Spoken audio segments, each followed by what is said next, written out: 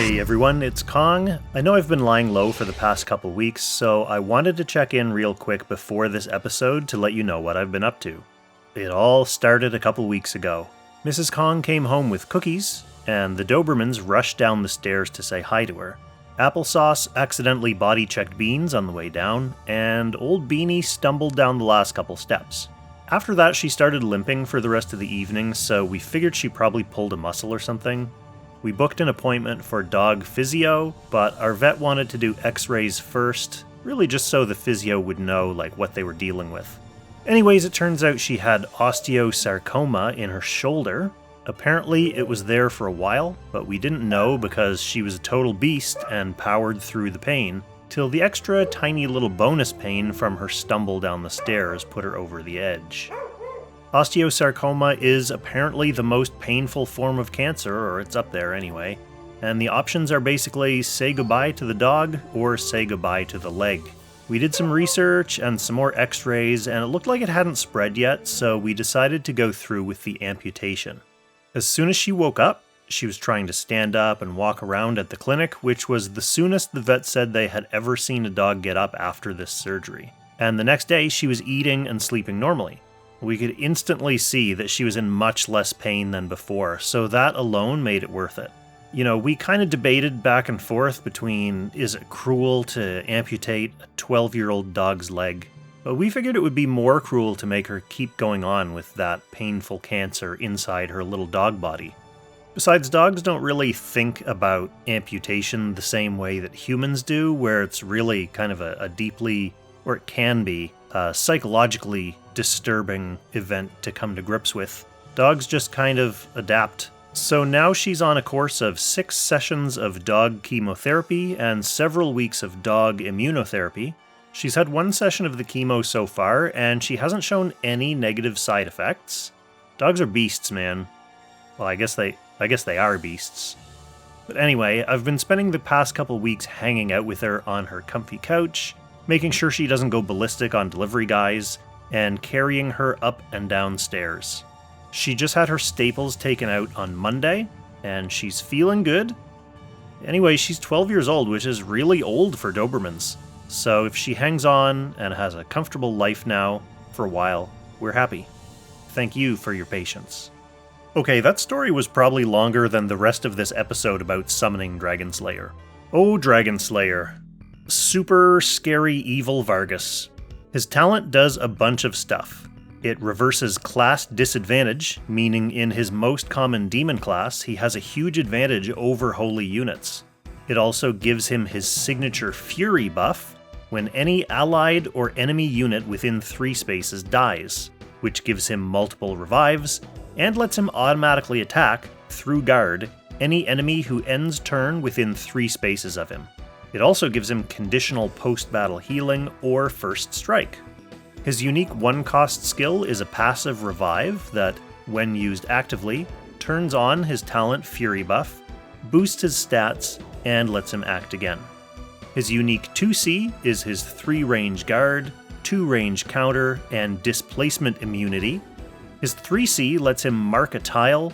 Then, next turn, he gains Fury and teleports to the selected tile and deals AoE damage around him. If he already has Fury when he casts this, it happens immediately instead of next turn.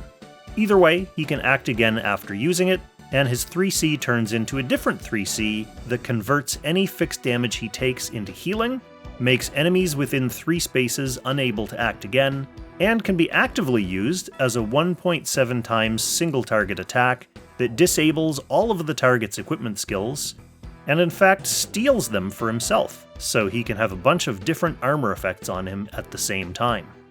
He's a member of Empire's Honor, buffed by Bernhardt, Leon, Lance, and Rosenseal, Dark Reincarnation, buffed by Bozel, Licorice, and Silna.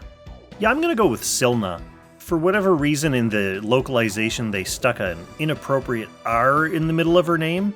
Not sure what that R is supposed to be doing there. Silna sounds about right. And Yales Legends, buffed by Landius, Sigma, and Enya. For bonds, he doesn't unlock anyone else's bonds, and he doesn't need anyone for his own bonds. For content, in PvE, he's a tank with a lot of special effects and revives. He's not a specialty character for any specific endgame fights, but he will be generally useful and strong like all the LLRs.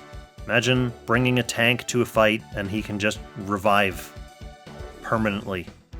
On the PvP side, he is busted. He broke the game. We're done. Apex strategy is now just deciding whether you want to play against Enya or Dragonslayer, and filling your box with units that you hope can deal with them while having as many enablers for your own as possible. If you plan to ban Enya, I hope you have a way to kill Dragonslayer like 8 times before he collects 1,000,000 buffs and becomes unkillable. There are videos of him soloing 4 or 5 enemy heroes and winning games. For his build, you can get away with some interesting gear pieces knowing you're going to be able to steal more from your hapless foes. Most Dragonslayers will be Demon because it's good, has high stats, and a huge advantage against Holy, which is still kinda common. Full Moon, Mimir's Hammer, Sunpraiser Armor, Star Crown, and Bond of Arashi gives a pretty nice slate of buffs to start with. I just noticed that Sunpraiser Armor and Star Crown combination. It's kind of a sad reference. Single tier.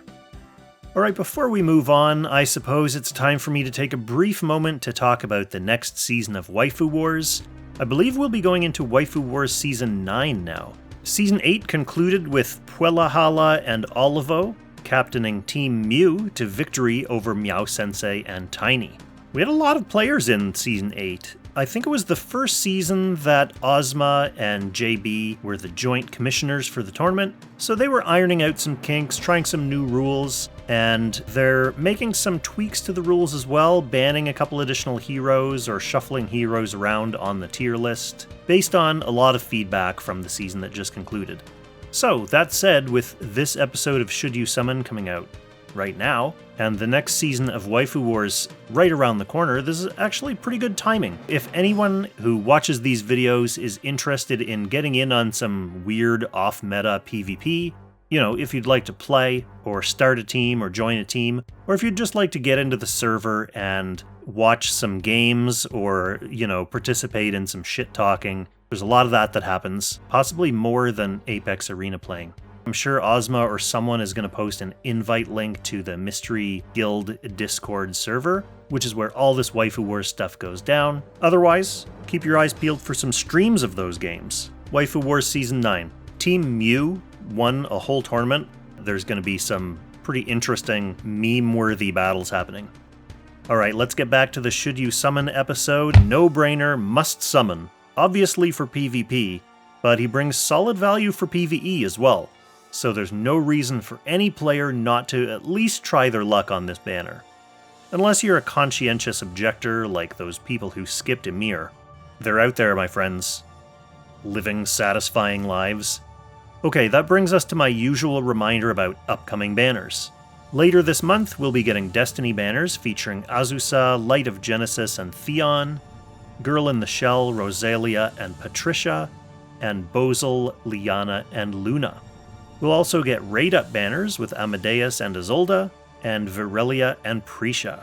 Next month's major update brings more original characters from Zlong's fanfic elf saga, Randall and Hibiscus. Randall. You were gonna leave without saying goodbye?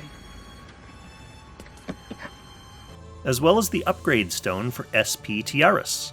The month after that is the Dead or Alive crossover for anyone who really likes beach volleyball. Alright, that's all I have to say about Dragonslayer. I'm obviously going to be summoning till I get at least one copy. These 40% chance banners can be rough, but at least he'll be guaranteed in 600 summons. I hope it doesn't come to that, but if it does, it does. I'm also only 10 subscribers away from that magical 5,000 mark, so if you haven't subscribed yet, do that now, and we'll finally see who gets to take home this Lana figurine. Thank you so much for watching, everyone, and extra special sincere thanks to our Langrisser tier channel members Levitt, Jerome Meyer, Jorge Luis, Unknown Gaming, Seraph Keel, and Sarah94. Thanks for keeping me in your thoughts, everyone. I wish you all the best of luck, and I will catch you in the next Should You Summon.